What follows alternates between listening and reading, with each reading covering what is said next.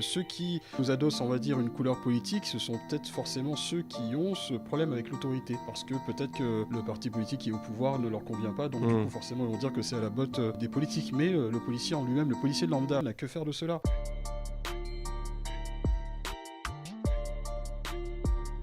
Vous en pensez quoi? Est-ce que policier, ça a une appartenance politique aujourd'hui? Beaucoup de gens, beaucoup de camps s'en réclament, mais finalement, en fait, c'est juste servir le citoyen. Bah, c'est en fait la police nationale, les policiers, c'est le service public. Le service public n'a pas de couleur politique, selon moi. Pour moi, il n'y a pas de couleur politique quand vous servez le public. Vous servez n'importe quel public, peu importe sa couleur de peau, son origine, et son sexe, etc. Donc, ceux qui, je pense, voilà, nous adossent, on va dire, une couleur politique, ce sont peut-être forcément ceux qui ont ce problème avec l'autorité.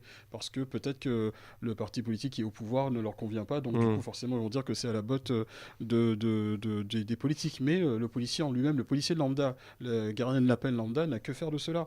Après, certains, évidemment, font une forme d'amalgame dans le sens où ils se disent tiens, ben voilà, une majorité de policiers votent pour l'extrême droite, etc. Mais je rappelle encore une fois que le vote est secret, déjà.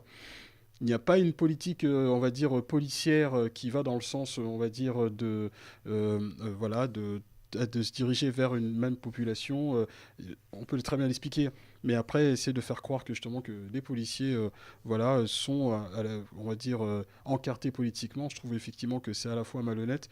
Effectivement, quand vous posez votre uniforme, ben, vous avez le droit, entre guillemets, de voter pour qui vous voulez, à partir du moment que c'est secret. Mais après, quand vous mettez votre uniforme, donc vous êtes soumis au code de déontologie qui fait comprendre que vous n'avez pas à exprimer on va dire, vos opinions politiques.